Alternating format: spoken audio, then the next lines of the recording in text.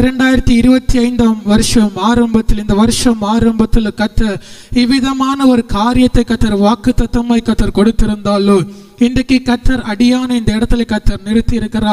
இது என்னுடைய திறமை அல்ல, என்னுடைய டேலண்ட் எல்லாமே தேவனுடைய கிருபை மாத்திரமே. தேவனுக்காக நாம் ஓடுகிற பொழுது அந்த ஓட்டத்தை கர்த்தர் என்ன பண்ண மாட்டார் அப்படின்னா, வெறுமையாய் கர்த்தர் நம்ம என்ன பண்ண மாட்டார், நிற்க பண்ண மாட்டா. உலகத்தில் சோதனைகள் வேதனைகள் கண்டிப்பா இருக்கும், இல்லை என்று சொல்லவே முடியாது. ஆனால் கர்த்தர் நம்ம என்ன பண்றார் அப்படின்னா, நம்மை திடப்படுத்துகிறார், பலப்படுத்துகிற ஒரு தேவனா இருந்து கொண்டிருக்கிறார். கடந்த 2 நாட்கள் கர்த்தர் நம்மோடு கூட இடைப்பட்டார். இன்றைக்கு கர்த்தர் நம்மோடு கூட பேசுவாராக. இந்த நேரத்தில் நாம் எல்லாரும் இருக்கிற இடத்துல கண்களை மூடி கொஞ்ச நேரம் நாம் ஆண்டவருடைய முகத்தை நோக்கி பார்க்க போகிறோம்.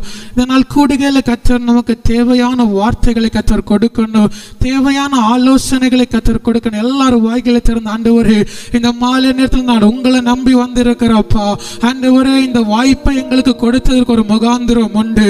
ஆண்டவரே இந்த முகாந்திரம் இல்லாமல் யாரையும் இதில் கொண்டு வரலப்பா, எங்களை நீங்க நடத்துங்கப்பான்னு சொல்லி ஆண்டவர்கிட்ட கேட்போம். வாய்களை திறந்து கேளுங்க. ஆண்டவரே இந்த மாலை நேரத்தில் உங்களுடைய சத்தத்தை நாங்கள் கேட்கணும். ஆண்டவரே எங்க வாழ்க்கையில ஒரு மாற்றம் வரணும். ஆண்டவரே இது வரைக்கும் நாங்கள் செபித்திருக்கிறோம் ஆண்டவர், ஆனாலும் மாற்றங்கள் வரலே என்று சொல்லி ஏங்கிக் கொண்டிருக்கிற தேவ பிள்ளைகள், இந்த மாலை நேரத்தில் கர்த்தர் மாற்றங்களை தர வல்லமை உள்ளவர். நீங்கள் நினைப்பதற்கும் எண்ணுவதற்கும் அதிகமாக என் தேவன் செய்ய கர்த்தர் கடந்து வந்திருக்கிறார். இந்த ஆராதனை ஆரம்பத்திலிருந்து கர்த்தர் அசைவை கர்த்தர் உண்டு பண்ணி இருக்கிறார். இந்த ஆராதனை முடிந்து போகிற பொழுது ஆண்டவர் சில மாற்றங்களை கர்த்தர் தரப்போகிறார். ஏன் என்னுடைய வாழ்க்கையில் இவ்வளவு நெருக்கப்படி எதற்காக என்கிற கேள்விகளுக்கு கர்த்தர் இந்த மாலினத்தில் கர்த்தர் பதில் தர கர்த்தர் போதுமான. எல்லாரும் வாய்களை திறந்த, ஆண்டவரே எனக்குள்ள நீங்க பேசுங்கப்பா. ஆண்டவரே ஒரு மனுஷனுடைய சத்தம் அல்ல, ஒரு மாம்சீக வார்த்தைகள் அல்ல, பரிசுத்த ஆவியானவரை நீர் மறைத்து வெளிப்படுங்கப்பான்னு சொல்லி ஆண்டவர்கிட்ட கேளுங்க. கேளுங்க, வாய்களை திறந்து கேளுங்க. ஆண்டவரே என்னால ஒன்றும் இல்லை ஆண்டவரே, ஆண்டவரே உம்முடைய கிருபை இல்லாம ஒன்றும் இல்லை ஆண்டவரே, எல்லாமே உம்முடைய கிருபைப்பான்னு சொல்லி எல்லாரும் ஒரு மனதோடு நம்மை தாழ்த்தி ஜெபிப்போமா. நம்மை தாழ்த்த தாழ்த்த கர்த்தருடைய கிருபை நம்ம மேல பெருகுகிறது. நம்மை தாழ்த்த தாழ்த்த தேவன் நம்மை அபிஷேகிக்கிறார். நம்மை தாழ்த்த தாழ்த்த கர்த்தர் நம்மை உயர்த்த போகிறார். இந்த மாலை நேரத்தில் எல்லாவற்றையும் விட்டுக்கொண்டு தேவனுடைய பாதத்தில் வந்திருக்கிற தேவ பிள்ளை, கர்த்தர் உங்களை வெறுமையாய் கர்த்தர் அனுப்புகிற தேவன் அல்ல, சகலத்தையும் திருப்தியாய் கர்த்தர் அனுப்புகிற கர்த்தர். நீங்கள் எதிர்பார்க்கிற முடிவை கர்த்தர் தரப்போகிறார். நீங்கள் எதிர்பார்க்கிற விருப்பத்தை கர்த்தர் செய்து முடிக்க போகிறார். ஆவியானவர்கிட்ட கேளுங்க. ஆண்டவரே இந்த மாலை நான் வெறுமையாய் போக கூடாது ஆண்டவரே, நான் வந்ததுக்கு ஒரு முகாந்திரம் உண்டு, நான் வந்ததுக்கு ஒரு நோக்கம் உண்டு. அந்த நோக்கத்தை என் வாழ்க்கையில நிறைவேற்றுங்க ஆண்டவரே. இந்த ஒரு வார காலம் இந்த சபையில் ஆண்டவரே இந்த கூடிகை நடத்துவதற்கு ஒரு முகாந்திரம் உண்டு. முகாந்திரம் இல்லாத ஒருவரை கர்த்தருக்குள்ளே கொண்டு வரல.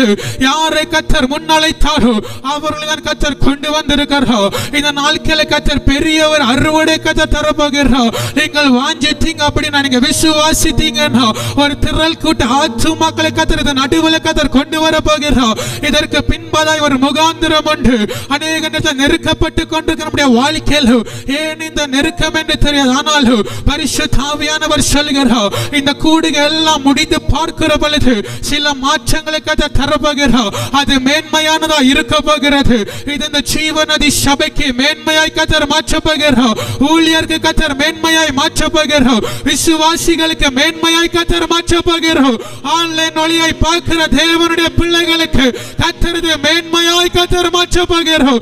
இது வெறுமையான ஒரு கூடுகை அல்ல, இது பரிசுத்த ஆவியானவர் அனுமதித்திருக்கிறார். ஒரு மாற்றத்தை கர்த்தர் தரப்போகிறார். ஓ, இதற்குள்ள நிற்கிற ஒருவர் வெறுமையாய் கர்த்தர் அனுப்புகிற தேவன் அல்ல. ஆவியானவரே உமக்கு ஸ்தோத்திரம் ஆண்டவரே. ஹல்லேலூயா. இதற்கு பின்பதாய் பிரயாசப்படுகிற ஊழியக்காரருக்கு கர்த்தர் சில நன்மைகளை கர்த்தர் வைத்திருக்கிறார். இதற்கென்று பிரயாசப்படுகிற பொழுது தம்முடைய தாசரை கர்த்தர் வெறுமையை விடுகிற கர்த்தர் இதற்கென்று செலவிடுகிற பொழுது அதை ரெட்டிப்பாய் கர்த்தர் தரப்போகிறார். ரெட்டிப்பாய் கர்த்தர் கொடுக்க போகிறார்.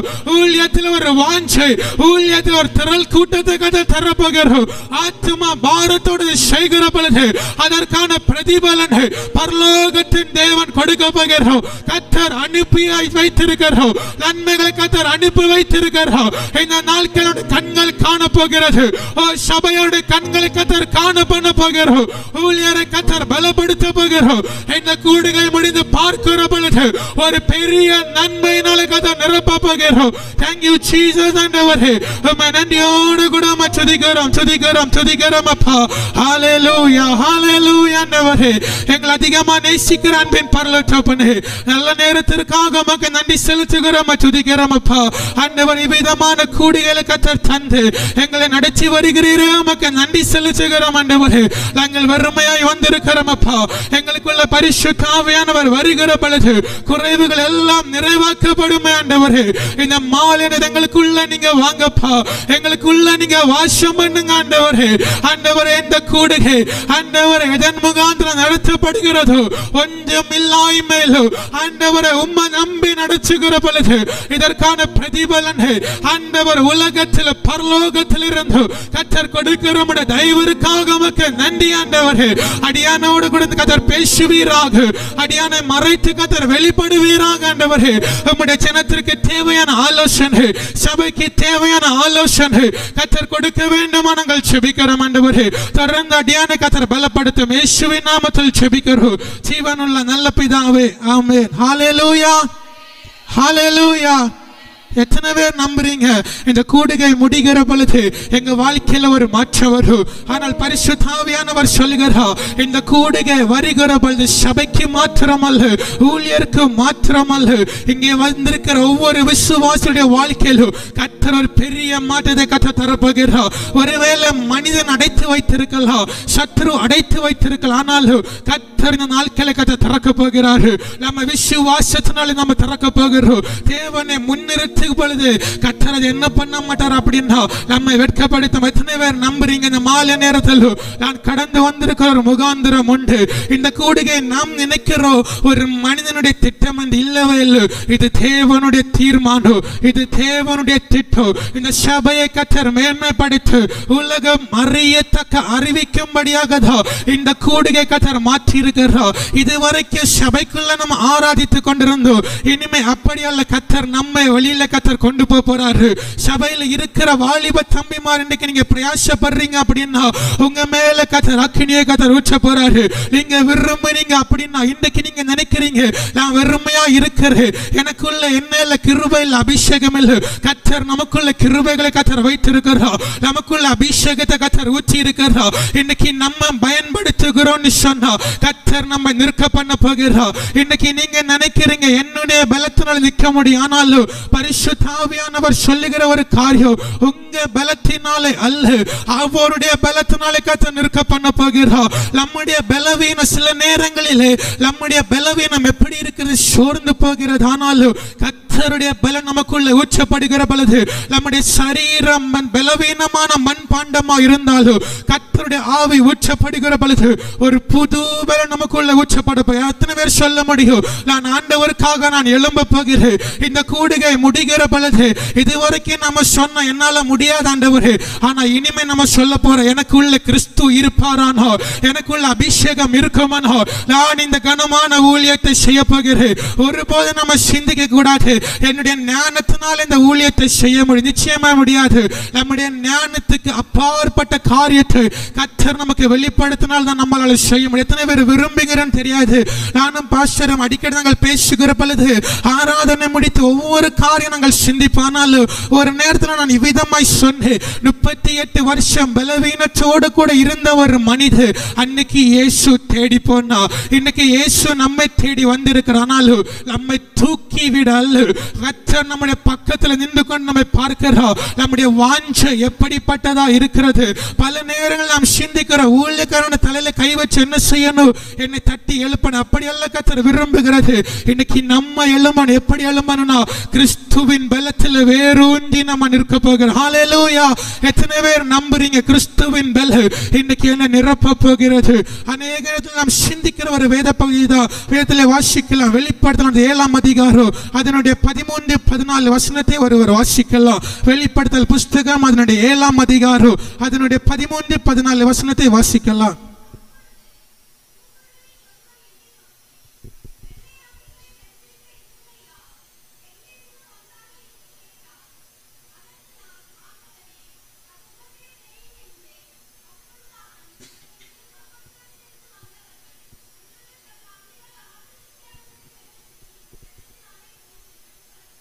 வேதம் சொல்லுகிறது, அப்பொழுது மூப்பர்களில் ஒருவன் என்னை நோக்கி, வெள்ளை அங்கிகளை தரித்திருக்கிற இவர்கள் யார், எங்கே இருந்து வந்தார்கள் என்று கேட்டான் என்று வேதத்தில் நான் வாசிக்க முடிகிறது. இதனால் செய்தியின் தலைப்பு, ஏன் என்னுடைய வாழ்க்கையில கர்த்தர் உபத்திரவங்களை கர்த்தர் அனுமதிக்கிறார், ஏன் கர்த்தர் உபத்திரவங்களை அனுமதிக்கிறார் என்று சொன்னால் அதனுடைய 14வது வசனம் இவ்விதமாய் சொல்லுகிறது, அதற்கு நான், ஆண்டவனே அது உமக்கே தெரியும் என்றேன். அப்பொழுது அவள், இவர்கள் மிகுந்த உபத்திரவத்திலிருந்து வந்தவர்கள், இவர்கள் தங்கள் அங்கிகளை ஆட்டுக்குட்டியான இரத்தத்தில் தைத்து வெளுத்தவர்கள் என்று சொல்லி வேதம் நமக்கு அழகாய் கற்றுக் கொடுக்கிறது. இன்னைக்கு அநேக நேரத்தில் ஏன் என்னுடைய வாழ்க்கையில் உபத்திரவு, நான் ஆண்டவரை அறிந்திருக்கிறேன், பின்ன ஏன் கர்த்தர் உபத்திரத்தை அனுமதிக்கிற நாம் கேட்கிறோம். பரலோகத்துக்கு போகிற பாதை அது இடுக்கமான வாசல் வழியா இருந்தாலும் அது நடுவிலும் அநேக உபத்திரங்கள் உண்டு என்றுதான் வேதம் சொல்லுகிறது. ஏன் நம்முடைய வாழ்க்கையில கர்த்தர் உபத்திரங்கள் அனுமதிக்கிறார் என்று சொன்னால், சில நேரங்களில் நாம் என்ன பண்றோம், உபத்திரம் இல்லாமல் இருக்கிற பொழுது தேவனை தேட மனதில்லாமல் இருந்து கொண்டிருக்கிறோம். இந்த இடத்துல வந்திருக்கிற நாம் எல்லாரும் நம்முடைய வாழ்க்கை ரட்சிக்கப்படுவதற்கு முன்பதாக, நம்முடைய வாழ்க்கைக்கு பின்பதாக நாம் சிந்தித்து பார்ப்போம் என்று சொன்னார். ஒரு காலத்தில் தேவனுக்கும் நமக்கு எந்த விதமான தொடர்பு என்ன இல்லை, இருந்ததே இல்லை. நமக்கும் தேவனுக்கும் எந்த ஒரு ஐக்கியம் இருக்கல. எப்படி இதற்குள்ள நான் வந்தோம் என்று கேட்டா, இந்த உபத்திரத்தின் வழியாக தான் கிறிஸ்துவை நாம் அறிந்திருக்கிறோம்.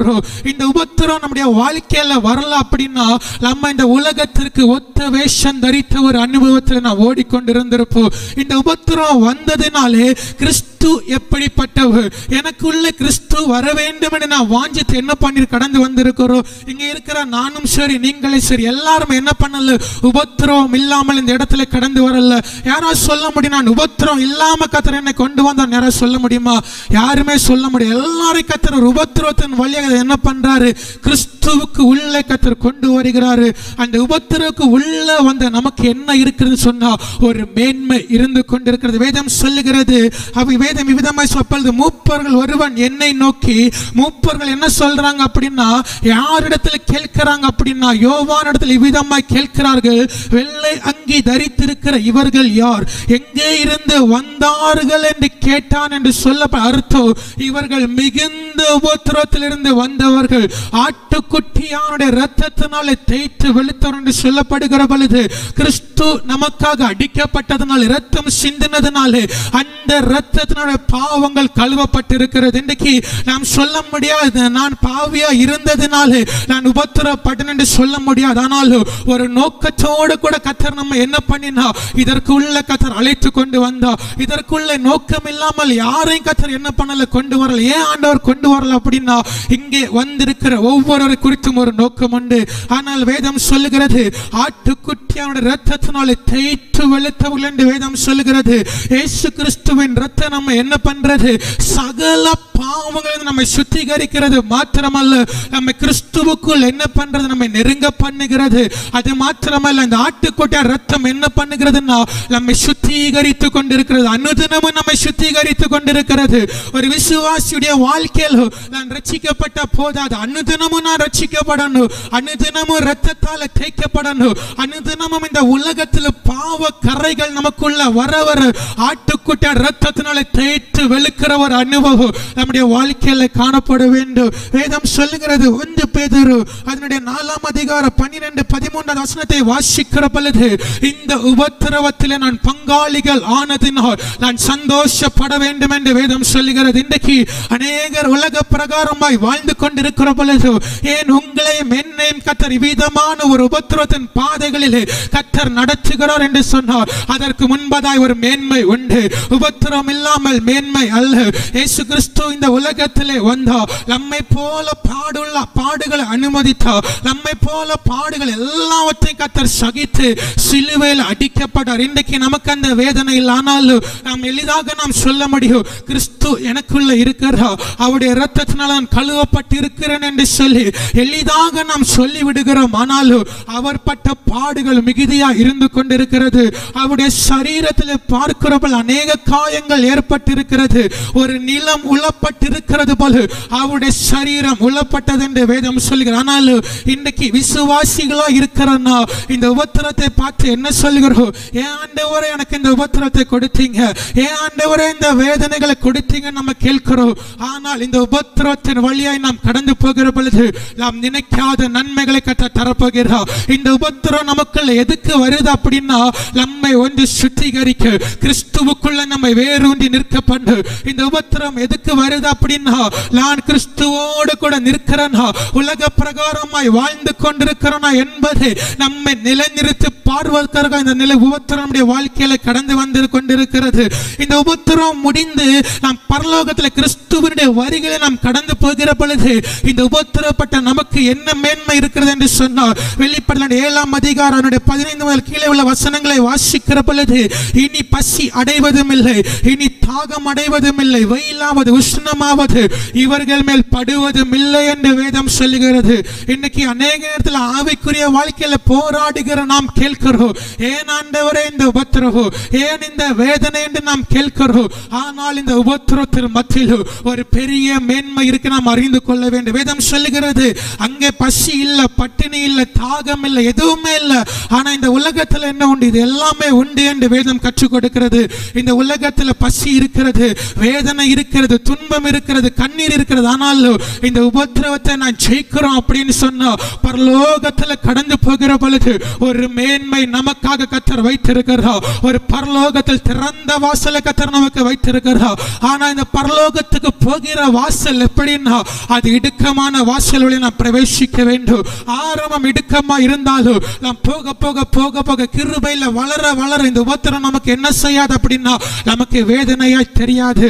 ஆரம்பத்தில் இந்த உபத்திரத்துக்குள்ளே வருகிற பொழுது நமக்கு தோணும், நான் கிறிஸ்துவை அறிந்ததனால இந்த உபத்திரப்பட்டு கொண்டிருக்கிறேன். கிறிஸ்துவை அறிந்ததனாலே கொஞ்ச காலம் இந்த உபத்திரம் இருந்தாலும் கிறிஸ்துவை அறியாதபடி இந்த உலகம் கொடுக்கிற சமாதானத்தில் அல்ல, இந்த உலகம் கொடுக்கிற சந்தோஷத்தில் நாம் வாழ்ந்து கொண்டு இருக்கிற பொழுது ஒரு நாள் நாம் என்னப்படுவோம் என்று சொன்னார், அக்கினியில போடப்படுகிற ஒரு நாள் வரும். இந்த உலகத்திலே வாழ்கிற கொஞ்ச நாள் நமக்கு உபத்திரம் உண்டு. வேத உபத்திரம் இல்லை என்று சொல்லி கொடுக்கல. வேதம் இயேசு கிறிஸ்து சீஷர்களை சொல்லுகிற பொழுது உலகத்தில் உங்களுக்கு உபத்திரம் உண்டு என்றுதான் கர்த்தர் கற்றுக் கொடுக்கிறார்.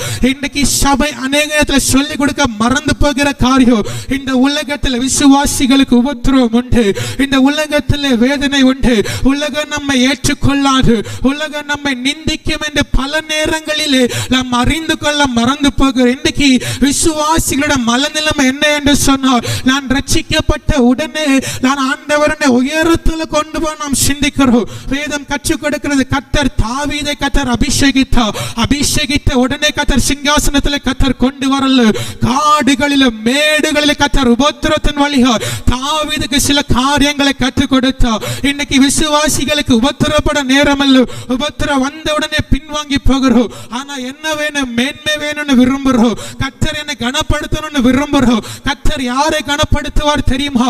உபத்திரப்பட்டு வந்த பாத்திரத்தை, உடைக்கப்பட்டு வந்த பாத்திரத்தை, உலகம் வெறுத்த பாத்திரத்தை, யாருக்கு வேண்டாம் என்று சொல்லி உதறி தள்ளின பாத்திரத்தை தான் தேடி கர்த்தர் வந்திருக்கிறார். இன்னைக்கு நமக்கு வாய்ப்புகள் கர்த்தர் கொடுத்தாலும் ஏற்படுத்தி கொடுத்தாலும் பல நேரங்கள் நாம் சிந்திக்கிறோம், இது என்னால் நடந்தது, இது என்னுடைய பலத்தினால் நடந்தது நாம் சிந்திக்கிறோம். ஆனாலும் ஒரு காரியத்தை இந்த ராத்திரியில் நாம் அறிந்து கொள்ள வேண்டும்.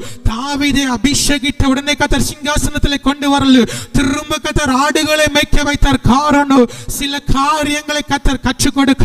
இன்னைக்கு கர்த்தர் நம்மை அபிஷேகித்திருக்கலாம், நமக்கு ஊழிய அழைப்பு இருக்கலாம், ஆனா அபிஷேகம் ரெட்டிப்பா இருக்கலாம். ஆனாலும் எல்லாவற்றிற்கும் ஒரு நேரம் உண்டு, எல்லாவற்றிற்கும் ஒரு சமயம் உண்டு என்பதை நாம் மறந்து போக கூடாது, முறுமுறுக்க கூட. அநேக நேரத்தில் இந்த உபத்திரம் வருகிற பொழுது முறுமுறுக்கிற, ஏன் ஆண்டவரே என் வாழ்க்கையில இந்த கஷ்டம், என் ஆண்டவரே இந்த நெருக்கம், நான் உலக பிரகாரமாய் வாழுகிற பொழுது எவ்வளவு சந்தோஷமாய் வாழ்ந்தேன். ஆனா பெந்தேகோஸ்தே அனுபவத்துல வந்தவுடனே நெருக்கம், என் நண்பர்கள் என்னை விட்டு போனாங்க, நான் நேசிக்கிறவங்க என்னை விட்டு போனாங்க.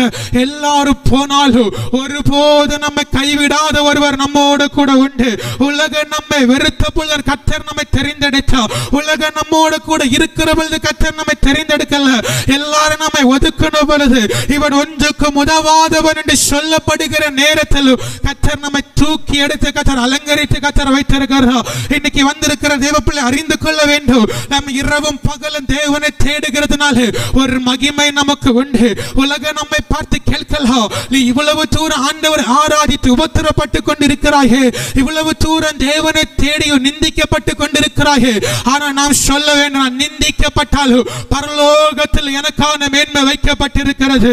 இந்த உலகத்தில் கர்த்தர் கொடுக்கிறார், பரலோகத்தில் கர்த்தர் கொடுக்கிறார். நாம் சிந்திக்க வேண்டிய காரியம் என்ன அப்படின்னா, உபத்திரப்பட்டு நான் ஜெயிக்கணும். இன்னைக்கு அநேக உபத்திரம் வருகிறவர்கள் எலியாவை போல சொல்ற, போது ஆண்டவரே என்னால என்ன பண்ண முடியல, இனி ஓட முடியாது, என்னால் நம்முடைய ஊழியத்தை செய்ய முடியாது, இந்த ஊழியத்துல பாடு, இந்த ஊழியத்துல பிரயாசம், இந்த ஊழியத்துல நன்மை இல்லை, இந்த ஊழியத்துல எனக்கு வருமானம் இல்லைன்னு சொல்லி அநேகர் சொல்லி பின்வாங்கி போய் கொண்டிருக்கிற பொழுது எந்த ஒரு எதிர்பார்ப்பும் இல்லாமல், எந்த ஒரு இதுவும் இல்லாம ஆண்டவருக்காக நிற்கிற தேவ பிள்ளை கர்த்தர் உங்களை உயர்த்த போகிறார். இந்த உபத்திரம் முடிகிற பொழுது ஒரு மேன்மை அடைய போறீங்க. இந்த மாத நெருக்கம் ஒரு விசாலத்தை கொண்டு வர போகிறது.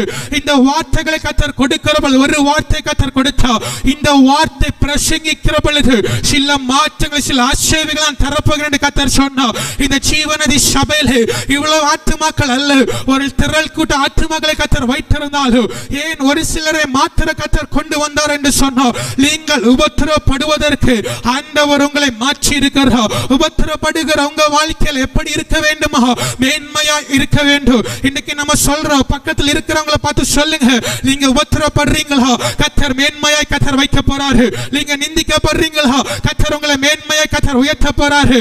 இன்னைக்கு வேதம் சொல்லுகிறது, இரவும் பகலும் தம்மை நோக்கி கூப்பிடுகிற பிள்ளைகளுடைய விஷயத்தின் மேலும் கர்த்தர் கண்ணோக்கமா இருக்கிற பொழுது நாம் உபத்திரப்படுகிறதை பார்த்து கர்த்தர் சும்மா இருக்கிற தேவன் அல்ல.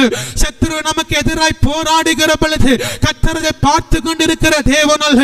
அதற்கு முன்பாக கர்த்தர் நமக்காக யுத்தம் பண்ணுவார்.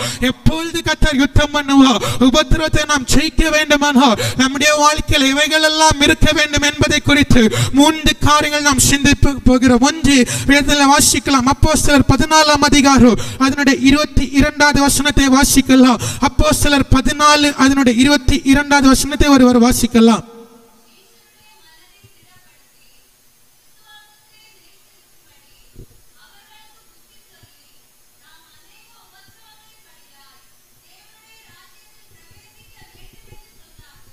வேதம் ஒன்றாவது காரியம், விசுவாசத்தில் நிலை நிற்க வேண்டும். இன்றைக்கு அநேக நேரத்தில் உபத்திரங்கள் வருகிறவர்கள் என்ன செய்கிறோம், நம்முடைய விசுவாசம் நம்மை விட்டு மாற்றப்பட்டு கொண்டிருக்கிறது. இங்க வேதம் அழகாக சொல்லுகிறது, சீஷனுடைய மனதை திடப்படுத்தி விசுவாசத்தில் நிலைத்திருக்கும்படி அவர்களுக்கு புத்தி சொல்லி நாம் அநேக உபத்திரங்களின் வழியாய் தேவனுடைய ராஜ்யத்தில் பிரவேசிக்க வேண்டும் என்று சொன்னார்கள் என்று வேதம் சொல்லுகிறது.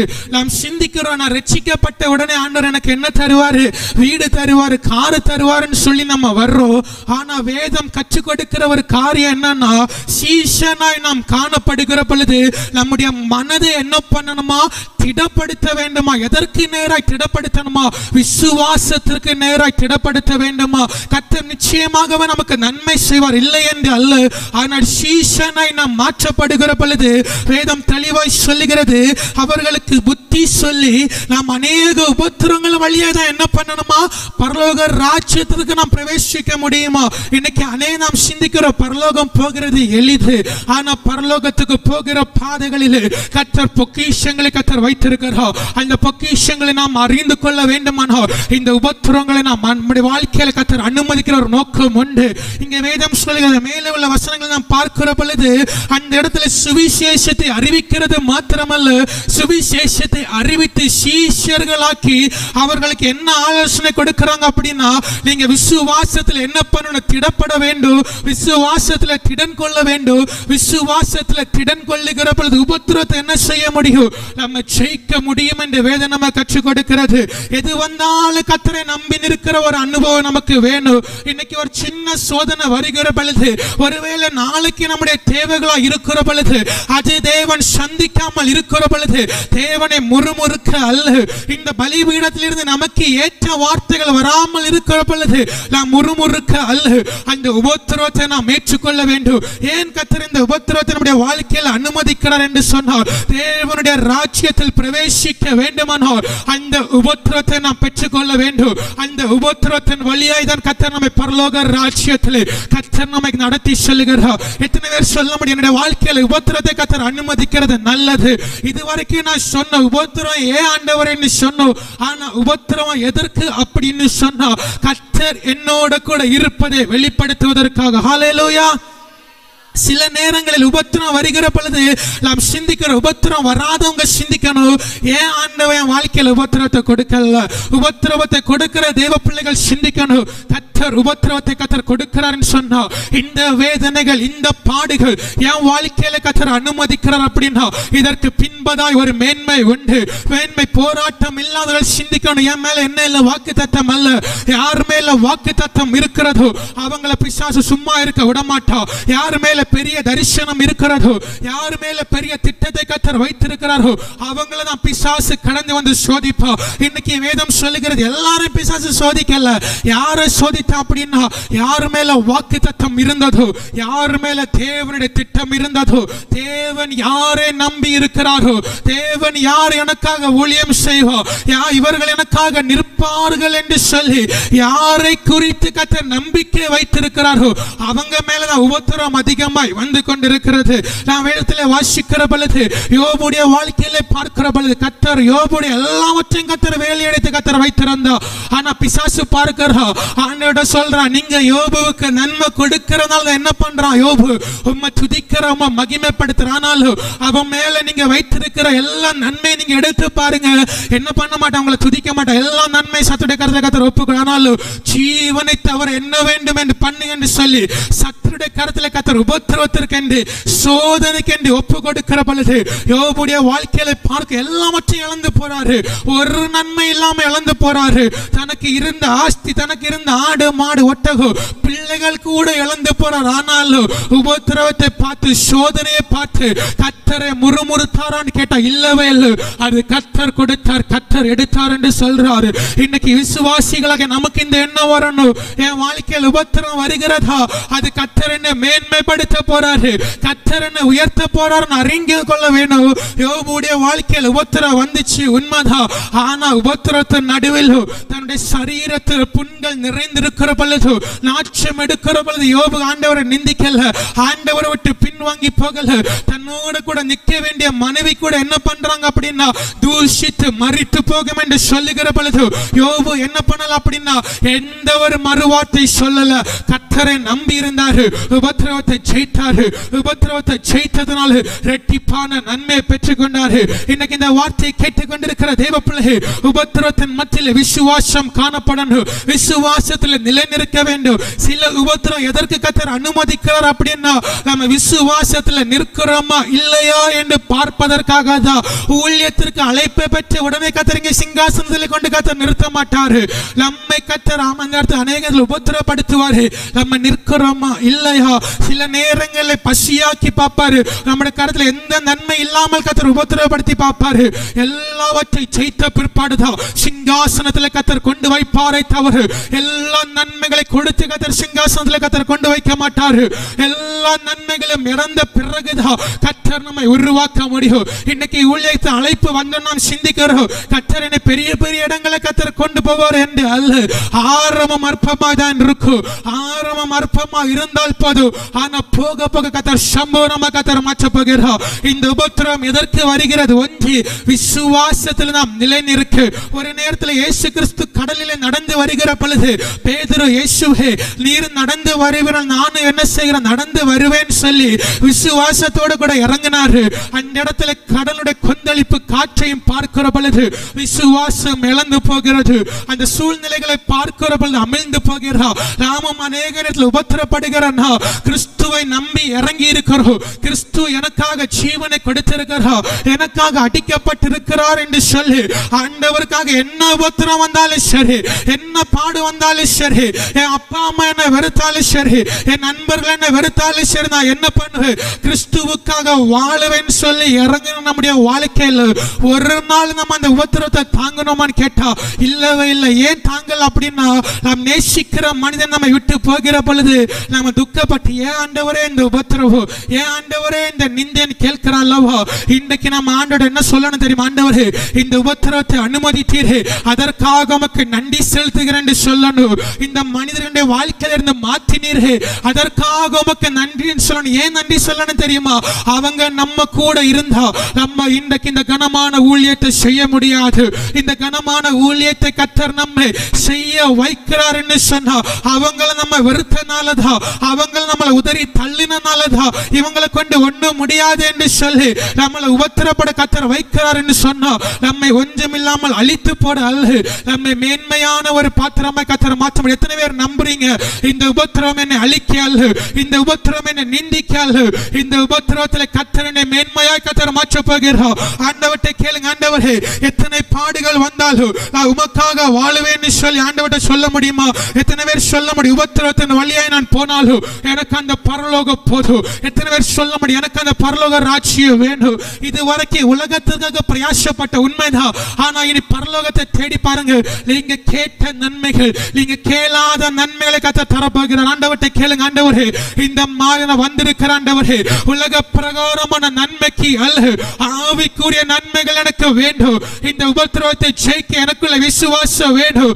எனக்குள்ளே போராடி கொண்டிருக்கிற சத்ருவின் கிரியைகள் என்னை எழும்ப முடியாதபடி, என்னை விசுவாச வாழ்க்கையில் இருக்க முடியாதபடி வேதனைப்படுத்தி கொண்டிருக்கிற, என்னை நிந்திக்கப்படுத்திக் கொண்டிருக்கிற எல்லா சத்ருவின் கிரியைகள் அழிக்கப்படட்டும் என்று சொல்லி எல்லா டேபிள கைகளை தட்டி ஆண்டவரை மகிமைப்படுத்துங்க.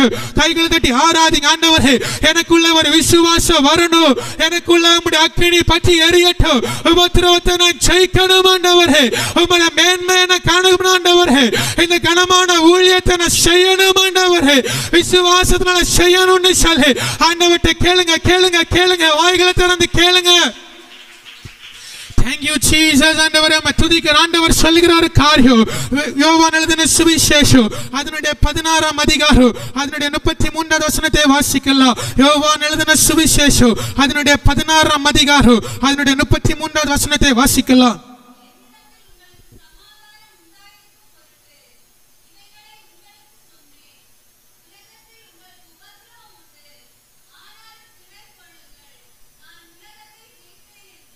வேதம் சொல்லுகிறது, என்னிடத்தில் உங்களுக்கு சமாதானம் உண்டாயிருக்கும் பொருட்டு இவைகளை உங்களுக்கு சொன்னேன். உலகத்தில் உங்களுக்கு உபத்திரவம் உண்டு, ஆனாலும் திடன் கொள்ளுங்கள், நான் உலகத்தை ஜெயித்தேன் என்று சொல்லி இயேசு கிறிஸ்து சீஷரிடத்துல சொல்றார். அப்போ இயேசு கிறிஸ்து சீஷரிடத்துல விதமாய் சொல்றாரு, என்னிடத்தில் உங்களுக்கு சமாதானம் உண்டாயிருக்கும் பொருட்டு இவைகளை உங்களுக்கு சொல்லுகிறேன் என்று சொல்லி உலகத்தில் உங்களுக்கு என்ன உண்டு? உபத்திரவம் உண்டு, நான் இந்த உலகத்தை ஜெயித்தேன் என்று ஆண்டவர் சீஷரிடத்துல சொல்றாரு. இன்னைக்கு சீஷரிடத்துல சொன்ன ஆண்டவர் இன்னைக்கு நம்மை பார்த்து சொல்றாரு, நம்ம என்ன செய்யணுமா? திடன் கொள்ள வேண்டுமா? உலகத்தில் உங்களுக்கு உபத்திரம் உண்டுன்னு தான் வேதம் சொல்லுது. எந்த இடத்துல நமக்கு உபத்திரம் இல்லைன்னு சொல்லி வேதவசனம் நம்ம கற்றுக் கொடுக்கல. இந்த உபத்திரத்தை ஜெயிக்கணும் அப்படின்னா விசுவாசம் நமக்குள்ள வேணும். விசுவாசம் நமக்குள்ள வரணும் அப்படின்னா நம்ம என்ன பண்ணணும்? திடன் கொள்ள வேண்டும். எப்படி திடன் கொள்ள வேண்டுமா?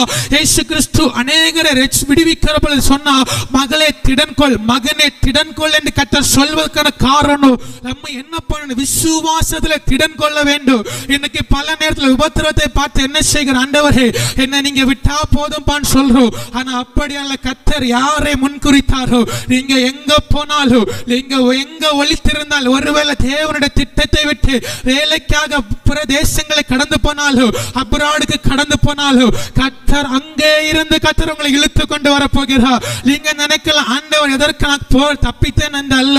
நீங்க சிந்திக்கலாம், ஊழியத்தை விட்டு நான் கடந்து போனேன் என்று அல்ல. கர்த்தர் யாரை முன் குறித்தாரோ அவர்களை அழைத்தும் இருக்கிறார். யாரை அழைத்திருக்கிறாரோ அவர்களை நீதிமான்களாக்கி இருக்கிறார். யாரை நீதிமான்கள் ஆக்கினாரோ அவர்களை மகிமைப்படுத்தி இருக்கிறார். இன்னைக்கு நாம் சிந்திக்கிறோம், நான் இந்த இடத்தை விட்டு போனா எனக்கு என்ன உண்டு, மேன்மை உண்டு? இல்லவே இல்லை. நாம் ஆண்டவருடைய பாதத்தில் காத்திருக்கிற பொழுது நமக்கு உலகத்தை ஜெயிக்கிற ஒரு ஜெயத்தை கர்த்தர் கொடுக்கிறார். எத்தனை பேர் விசுவாசிக்கிற எனக்கு அந்த உலகத்தை ஜெயிக்கணும், பாவத்தை ஜெயிக்கணும், பல நேரங்களை ஜெபிக்கணும்னு இப்ப இருக்கிறோம். ஆனா உலகத்தின் கவலை, உலகத்தின் மயக்கம் நம்ம என்ன பண்ணுது? இந்த உபத்திரவத்தை ஜெயிக்க முடியல. ஆனால் கர்த்தர் தெளிவாய் சொல்லுகிறார், இன்றைக்கு உங்களுக்குள்ள நம்ம கொஞ்ச நாட்கள பரிசுத்த ஆவியானவரை குறித்து நாம் சபையில சிந்தித்து வந்து கொண்டிருக்கிறோம். இந்த பரிசுத்த ஆவி நமக்குள்ளே வருகிற பொழுது நாம் என்ன செய்கிற? உலகத்தை ஜெயிக்கிறவர்களாய் மாறுகிறோம். எத்தனை பேர் சொல்றீங்க நான் உலகத்தை ஜெயிக்கிறவனை கர்த்தர் என்னை மாற்றணும்? இன்றைக்கு கர்த்தர் நம்மை மாற்ற. எத்தனை பேர் சொல்றீங்க ஆண்டவரே இந்த உலகத்தை ஜெயிக்கக்கூடிய கிருபைகளை அந்த பரிசுத்த ஆவியானவர் எனக்குள்ளே ஊற்றப்பட்ட வேதம் சொல்லுகிறது. பரிசுத்த ஆவி நமக்குள்ளே வருகிற பொழுது நம்மை பலப்படுத்துகிற கர்த்தர். அப்போஸ்தலனாகிய பவுலுடைய ஊழியத்தில் என்ன இருந்துச்சு? பலவீனம் இருந்துச்சு. அந்த பலவீனத்தில் அந்த உபத்திரவத்தில் விசுவாசத்தோடு கர்த்தருடைய ஊழியத்தை பண்ணாரு. கர்த்தர் மேன்மைப்படுத்தினார். இன்றைக்கு உபத்திரவத்தை பார்த்து கொண்டு ஒருவேளை நான் சொல்ல என் சரீரத்தில் பலவீனம், என் சரீரத்தால் என்ன பண்ண நிக்க முடியல அப்படி என்று அல்ல. கர்த்தர் சொல்லுகிறார், கர்த்தர் கொடுத்திருக்கிற ஊழியத்தை அது உபத்திரவத்தின் மத்தியில் உண்மையாக நான் செய்யணும் என்று கர்த்தர் வாக்கு கொடுக்கிறாரு. இந்த உலகத்தை நான் ஜெயிக்கணும் அப்படின்னா முதலாவது நமக்குள்ள வருகிற பலவீனத்தை ஜெயிக்கணும். நமக்குள்ள வருகிற ஜெபிக்க முடியாத போராட்டத்தை நம்ம ஜெயிக்கணும். இல்லாத பட்சத்தை நம்ம இந்த உலகத்தை எப்படி ஜெயிக்க முடியும்? ஒரு காரியத்தை நம்ம புரிந்து கொள்ள வேண்டும். நாம் பலவீனமான பாண்டம் தான். ஆனா இந்த பலவீனமான பாண்டத்துக்குள்ள கர்த்தருடைய அபிஷேகம் ஊற்றப்படுகிற பொழுது சகல பலவீனங்களும் மாறி போகும். உபத்திரவத்தை கர்த்தர் அனுமதிக்கிறார் என்று சொன்னார். அப்போஸ்தலனாகிய பவுலுடைய வாழ்க்கையில வேதனை இருந்துச்சு, எங்க போனாலும் உபத்திரம் இருந்துச்சு. ஆனால் அதற்கென்று சொல்லி ஊழியத்தை செய்யாமல் அந்த உபத்திரவத்தின் நடுவில் கர்த்தருக்காக வைராக்கியமாய் செயல்பட்டார், வைராக்கியமாய் ஓடினார். கர்த்தர் சில பலவீனங்களை கர்த்தர் கொடுப்பதற்கான காரணம் என் பலத்தினால நிற்கல்ல, அவருடைய பலத்தினால நிற்க பண்ணும்படியாய்தான். கர்த்தர் சில பலவீனத்தை கர்த்தர் நாம என்ன செய்கிறோம்? என்னால முடியாது, என்னால் இது என்ன பண்ண முடியாது, செய்ய முடியாது, என்னுடைய சரீரம் பலவீனம், எனக்கு என்ன இது வயதாயிடுச்சுன்னு சொல்லி சாக்கு போக்கு சொல்லி கொண்டு இருக்கிறோம். இன்னைக்கு சாக்கு போக்கு சொல்ல அல்ல, கர்த்தர் உபத்திரத்தை மாற்ற வேண்டுமானோ நாம் கிறிஸ்துவுக்காக நாம் எழும்பி நாம் பிரயாசப்பட. எத்தனை பேர் விரும்புறீங்க அந்த பலவீனத்தின் நடுவில் கர்த்தருடைய ஊழியத்தை நான் செய்ய ஆரம்பிக்க போகிறேன்? உங்களுக்குள்ள நீங்க ஒரு தீர்மானம் எடுக்கணும். இன்னைக்கு என்ன பலவீனமா இருந்தாலும் என்ன செய்ய போறேன்? கர்த்தருக்காக வைராக்கியமா நிற்க போறேன். இந்த உபத்திரவத்தை ஜெயிக்கிற பொழுது நம்ம ஆரம்பத்தில் கேட்டது போல பசி இல்ல, பட்டினி இல்ல, வெயில் இல்ல, உஷ்ணம் இல்ல, எதுவுமே இல்ல. நம்முடைய கண்ணீர் எல்லாம் துடைக்கப்பட போகிறது. இந்த உலகத்தில் அல்ல, இந்த உலகம் நம்ம கண்ணீர் உண்டு, வேதனைகள் உண்டு. ஆனாலும் பரலோகத்தில் கடந்து போகிற பொழுது நம்முடைய கண்ணீர் யாவையும் கர்த்தர் மாற்ற போகிறார். ஹல்லேலூயா. நம்முடைய சூழ்நிலை எல்லாவற்றையும் கர்த்தர் மாற்ற போகிறார். இரண்டாவது வேதத்தில் வாசிக்கலாம், வெளிப்படுத்தல் புஸ்தகம் அதனுடைய 2ஆம் அதிகாரம் 10வது வசனத்தை ஒருவர் வாசிக்கலாம். வெளிப்படுத்தல் 2:10.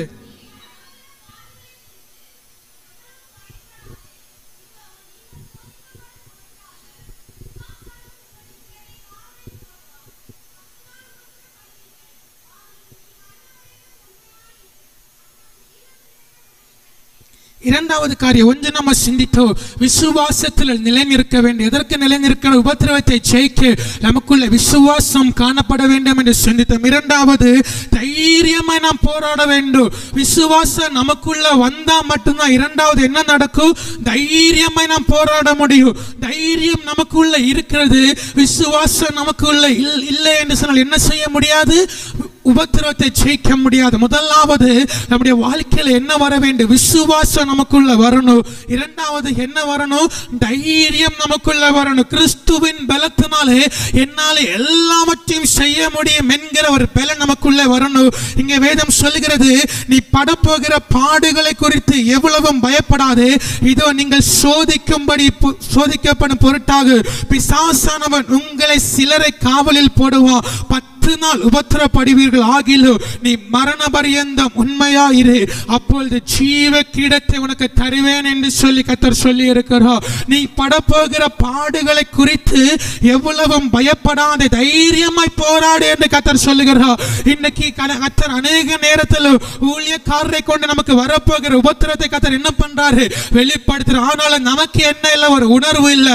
வந்த பொழுது பார்க்கிறான்னு சொல்லி நம்ம நிற்கிறோம். வேதம் சொல்லுகிறது, தேவனுடைய பிள்ளைகளை கர்த்தர் உபத்திரவத்தை அனுமதிக்கிற முன்பதாக தேவ பிள்ளைகளை கர்த்தர் வெளிப்படுத்தி கர்த்தர் எச்சரித்த பிறகுதான் கர்த்தர் அனுமதிக்கிறாரை தவிர கர்த்தர் உடனே கர்த்தர் உபத்திரவத்தை அனுமதிக்கல. ஏன் கர்த்தர் அனுமதிக்கல அப்படின்னா, நம்ம பட போகிற பாடுகளை குறித்து கர்த்தர் வேத வசனத்தின் முகாந்திர கர்த்தர் நமக்கு வெளிப்படுத்தி கொண்டிருக்கிறார். கழிஞ்ச நாட்கள் நாம் சிந்திக்கிற பொழுது கர்த்தர் ஊழியக்காரரை கொண்டு கர்த்தர் பலப்படுத்தினா, உபத்திரவம் வருகிறது நீங்கள் பலன் கொள்ளுங்கள் என்று சொல்லி எச்சரிப்பின் வார்த்தைகளை கர்த்தர் கொடுத்தார். மரணங்கள் வரப்போகிறது, ஆபத்துகள் வரப்போகிறது என்றெல்லாம் எச்சரிப்பு கொடுத்தாலும் நம்ம என்ன பண்ற, கேளாமல் இருக்கிற பொழுது கர்த்தர் எப்படி நம்முடைய உபத்திரத்தை மாற்ற முடியும்? 1 விசுவாசத்தில் நிலைநிற்க வேண்டும். 2 தைரியமாய் நாம் போராட வேண்டும்.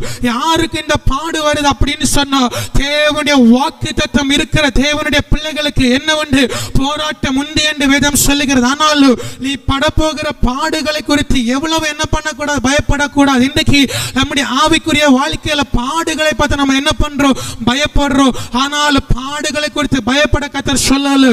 அந்த பாடுகளை பார்க்கிற பொழுது தைரியமா நாம் போராடணுமா? அப்போஸ்தலனாகிய பவுல் சுவிசேஷம் அறிவிக்க முடியாதபடி பல தடைகள் காணப்பட்டு கொண்டிருந்தாலும், பல சூழ்நிலைகள் தனக்கு எதிராக இருந்து கொண்டிருந்தாலும், அநேக இடங்களில் பவுலை ஏற்றுக்கொண்டாங்க, அநேக இடங்களில் ஏற்றுக்கொள்ளல, கல்லெறிந்தாங்க.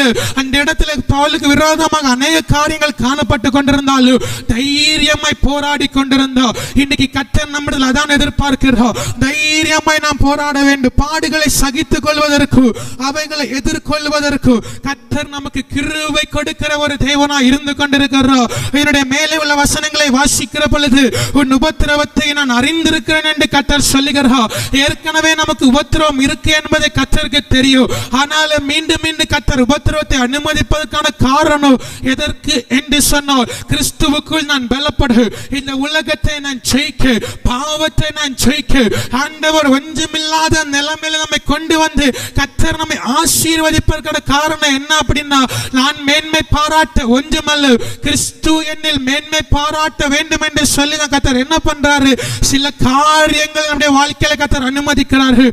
ஆனால் இந்த பாடுகள் எல்லாம் நான் ஜெயிக்கிற பொழுது உங்களை சோதிக்கும்படி பிசாசு வருவான். 10 நாள் என்ன பண்ணுவோம், காவலில் வைப்பான் என்று வேதம் சொல்லுகிறது. 10 நாள் என்று சொல்லப்படுகிறது பொழுது சில காலமா இருக்கலாம், சில வருடமா இருக்கலாம், இல்ல சில நாட்களாய் கூட இருந்து கொண்டிருக்கலாம். ஆனாலும் அந்த உபத்திரவத்தை நான் ஜெயிக்கணும், நம்முடைய ஊழியத்தில் எழும்ப கூடாதுன்னு சொல்லி நம்முடைய குடும்பத்தை காவல் வைக்க நினைக்கிற சத்துருவை நம்ம ஜெயிக்கணும். எப்படி ஜெயிக்கணும், தைரியமாய் போராடணும். இன்னைக்கு சத்துரு வருகிற பொழுது நம்ம சோர்ந்து போகிறோம். சில நன்மைகளை போராடி கொண்டு இருக்கிற பொழுது தேவ பிள்ளைகளா இருக்கிற நாம் சிந்தித்துக் கொள்ள வேண்டிய காரியம் என்ன அப்படின்னா, பிசாசு என்ன காவலில் வைக்கிறாலும் வைத்தாலும் வைக்காவிட்டால் நான் தைரியமாய் போராட வேண்டும். இன்னைக்கு பலவீனம் என்கிறதான சிறையிருப்பு, நன்மை என்கிறதான சிறையிருப்பை தடுத்து கொண்டிருக்க. ஆனாலும் கர்த்தர் சொல்லுகிறார், இது எல்லாவற்றையும் நாம ஜெயிக்கணும். எப்படி ஜெயிக்கணும், தைரியமாய் போராடி ஜெபிக்கணும், ஆராதித்து ஜெபிக்கணும். தனிப்பட்ட ஜெபத்தில இருந்து அதிகமாய் ஜெபித்து நாம போராடணும். வேதம் சொல்லுகிறது, சிலரை காவலில் போடுவான் என்று வேதம் சொல்லுகிறது. ஆனால் பிசாசு யாருக்கு அதிகமாய் வாக்குத்தத்தம் இருக்கிறதோ அவங்க ஊழியத்தை செய்யக்கூடாது என்று சொல்லி பலவீனத்தை கொண்டு போடுவோம், தடைகளை கொண்டு போடுவோம். ஆண்டவர் சில நேரங்கள் நமக்கு நன்மைகளை கர்த்தர் அனுப்பி வைத்திருப்பாரு. ஆனா சத்துரு என்ன பண்றான் தெரியுமா, அதை தடுத்து வைத்துக் கொண்டு. ஆனா நம்ம என்ன சிந்திக்கிறோம், நான் படுகிற பாடு ஆண்டவருக்கு தெரியலையோ, இந்த சிறையிருப்பு ஆண்டவருக்கு தெரியலையோ. இஸ்ரவேல் சிறையிருப்பு இந்த அனுபவம் கர்த்தருக்கு தெரியும். அவங்க வேதனை என்பது ஆண்டவருக்கு தெரியும். ஆனாலும் அவங்களை விடுவிக்க ஒரு காலம் இருந்தது. இன்னைக்கு நம்முடைய சிறையிருப்பு காவல் மாற வேண்டுமானால், இந்த சிறையிருப்பு மாற வேண்டுமானால் நாம் கிறிஸ்துவுக்குள் இன்னும் வளர வேண்டும். இஸ்ரவேல் ஜனம் எப்பொழுது அந்த காவலில் இருந்து வெளியில கொண்டு வந்தார், அவர்கள் தேவனை ஆராதிப்பார்கள் என்று கர்த்தர் அறிந்திருந்தார்கள். அவர்கள் பெருமூச்சை கேட்டு இனி இவர்களால் முடியாது என்று சொல்லி அந்த உபத்திரவத்தை கர்த்தர் மாற்றி கர்த்தர் நடத்தி வந்தார். ஆனா கர்த்தர் அங்கே இருந்து விடுவித்தாலும் சத்துரு விட்டானான்னு கேட்டா இல்ல, சத்துரு பின்தொடர்ந்து வந்து கொண்டுதான் இருந்தா. நம்ம எங்க போனாலும் சத்துரு நம்ம பின்தொடரும். அதனால நம்ம நம்மை கர்த்தர் வைத்திருக்கிற இடத்தில் நாம் தைரியமாய் போராடணும். காவல் வைக்கும்படியா மனிதன் எழும்பி வருவோம். மனிதன் நம்மள்கிட்ட கேள் பண்ணி ஆராதிக்கிறாள் என்ன நன்மை பெற்றுக்கொண்டு, ஊழியம் செய்கிறாள் என்ன நன்மை பெற்றுக்கொண்டு ஒன்று சொல்லணும், இந்த உலகத்துல நன்மை கிடைக்குதோ கிடைக்கலையோ பரலோகத்தில் எனக்கான பொக்கிஷம் இருந்து கொண்டிருக்கிறது. வேதம் சொல்லுகிற இந்த பாடுகள் எல்லாவற்றையும் நான் ஜெயிக்கிற பொழுது, காவலில் போடுகிற அனுபவத்தை ஜெயிக்கிற பொழுது, உபத்திரப்பட்டு ஜெயிக்கிற பொழுது நமக்காக என்ன வைத்திருக்கிறாரா? ஜீவ கிரீடத்தை வைத்திருக்கிறாரா. மரண பரியந்தம் ஓடுகிறவர்களுக்கு என்ன உண்டு? ஜீவ கிரீடம் உண்டு. கொஞ்ச நாள் நான் ஓடிட்டு எனக்கு ஆண்டவரை முடியலைன்னு சொல்லி விட்டு விடுகிற அனுபவம் அல்ல. மரண பரியந்தம் உண்மையா இரு என்று சொல்லி வேதம் சொல்லுகிறது. கொஞ்ச நாள் அல்ல, மரண பரியந்த உண்மையா இருக்கணுமா? உபத்திரப்படுகிற பொழுது உண்மையா இருக்கிற பொழுது கர்த்தர் நம்மை மேன்மையான ஒரு பாத்திரமாய் கர்த்தர் மாற்ற முடியும். அது மாத்திரமல்ல, அப்பொழுது ஜீவ கிரீடத்தை உனக்கு நமக்கு என்ன பண்ற ஆண்டவர் தருகிறாரு. நம்ம நினைக்கிறோம் உபத்திரப்படுறதுனால எனக்கு என்ன நன்மை இருக்குன்னு கேட்கிறானா? ஒன்று, விசுவாசத்துல நிலை நிற்கிற பொழுது, தைரியமாய் போராடுகிற பொழுது ஜீவ கிரீடத்தை கர்த்தர் கொடுக்கிறார். எத்தனை பேர் அதை வாஞ்சிக்கிறீங்க? ஆண்டவரே எனக்கு ஜீவ கிரீடம் வேண்டும், ஜீவ கிரீடம் வேணும் அப்படின்னா மரண பரியந்தம் போராடணும், என்ன வந்தாலும் போராடணும். அநேக பல நேரம் நாம் சிந்திக்கிறோம், நமக்கு எதிராக மனிதன் எழும்புகிறானே, மனிதனுக்கு எதிராக நாம் போராடணும்னு சிந்திக்கிறோம். ஆனால் வேதம் கற்றுக் கொடுக்கிற ஒரு காரியம் என்ன அப்படின்னா, மனிதனோட கூட நமக்கு போராட்டம் அல்ல. வேதத்திலே வாசிக்கலாம், எபேசியருடைய 6ஆம் அதிகாரம் அதனுடைய 12வது வசனத்தை ஒருவர் வாசிக்கலாம். எபேசியருடைய 6ஆம் அதிகாரம் அதனுடைய 12வது வசனத்தை ஒருவர் வாசிக்கலாம்.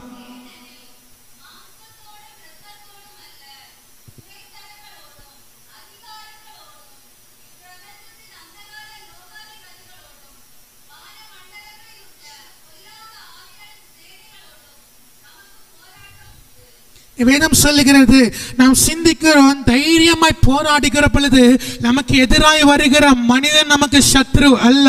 அது சத்ரு ஒரு கருவியா என்ன பண்றான், பயன்படுத்துகிறான் அறிந்து கொள்ள வேண்டும். நம்மோடு கூட ஆராதிக்கிற தேவ பிள்ளைகள் நமக்கு எதிராக எழும்புகிறவன் அவங்க மேல கோபப்படக்கூடாது. நம்ம என்ன அந்த நேரம் நம்முடைய உபத்திரத்தை என்ன பண்ணணும், ஆண்டவர் இப்படிதான் சூழ்நிலை வருகிறது ஜெயிக்கணும் அப்படி சொல்லி ஆண்டவர் வேதம் சொல்லுகிறது. ஏனெனில் மாம்சத்தோடு இரத்தத்தோடும் அல்ல, துரைத்தனங்களோடும் அதிகாரங்களோடு இப்பிரபஞ்சத்தின் அந்தகார லோகாதிபதிகளோடு நமக்கு என்ன உண்டு, போராட்டம் உண்டு. நமக்கு இந்த உலகம் மனிதனோட போராட்டம் அல்ல, மாம்சத்தோட இரத்தத்தோடு நமக்கு என்ன இல்ல, போராட்டம் அல்ல. ஆனால் அநேகம் என்ன செய்கிறோம், இந்த உலகம் மனிதனோட போராடி கொண்டிருக்கிறோம். உலகம் மனிதனோட போராடி சேர்த்து பெற்றுக் கொள்ள முடியாது. ஏன் அப்படின்னா அவங்களுக்கு உள்ள இருந்து கிரியை செய்கிற சத்ருவை நான் ஜெயித்தால் மாத்திரம்தான் முடியும். இன்னைக்கு அந்த பலனை கத்த தரப்போகிறார். அது மாத்திரமல்ல, யாக்கோபு 1ஆம் அதிகாரம் 12ஆம் வசனத்திலே வாசிக்கிற பொழுது நாம் சோதனையை நாம் சகிக்க வேண்டும் என்று சொல்லி வேதம் நம்ம கற்றுக் கொடுக்கிறது. விதமாய் வேதம் சொல்லுகிறது, சோதனை சகிக்கிற மனுஷன் பாக்கியவா, அவன் உத்தமன் என்று விளங்கின பின்பு கர்த்தர் தம்மிடத்தில் அன்பு கூறுகிறவர்களுக்கு வாக்குத்தத்தம் பண்ணின ஜீவ கிரீடத்தை பெறுவான் என்று வேதம் சொல்லுகிறது. அப்ப சோதனை சகித்து நான் ஜெயிக்கிற பொழுது நம்ம வாழ்க்கையில மரண பரியந்த நம்ம ஓடணும். ஓடுகிற பொழுது கர்த்தர் என்ன கொடுக்கிறாரு, ஜீவ கிரீடத்தை கர்த்தர் கொடுக்க. எத்தனை பேர் வாஞ்சிக்கிறீங்க, ஆண்டவரே எனக்கு அந்த ஜீவ கிரீடம் வேணும் அப்படின்னா? நம்ம கூட போராடுகிறது மனுஷன் அல்ல, நம்ம கூட போராடுகிறது சத்ரு. அது மனுஷ ரூபமாய் கடந்து வருகிறார். அதை நம்ம என்ன பண்ணக்கூடாது, மனுஷனை குற்றம் சொல்லக்கூடாது. அவனுக்குள்ள இருந்து வருகிற சத்ருவை நம்ம என்ன செய்யணும், கடிந்து செபிக்க வேண்டும். ஒன்று, விசுவாசத்தில் நிலை நிற்க வேண்டும். 2, வேதம் சொல்லுகிறது தைரியமாய் போராடணும். 3வது வேதத்தில் வாசிக்கிற பொழுது 2 கொரிந்தியர் அதனுடைய 4ஆம் அதிகாரம் 17வது வசனத்தை வாசிக்கலாம். 2 கொரிந்தியர் 4:17.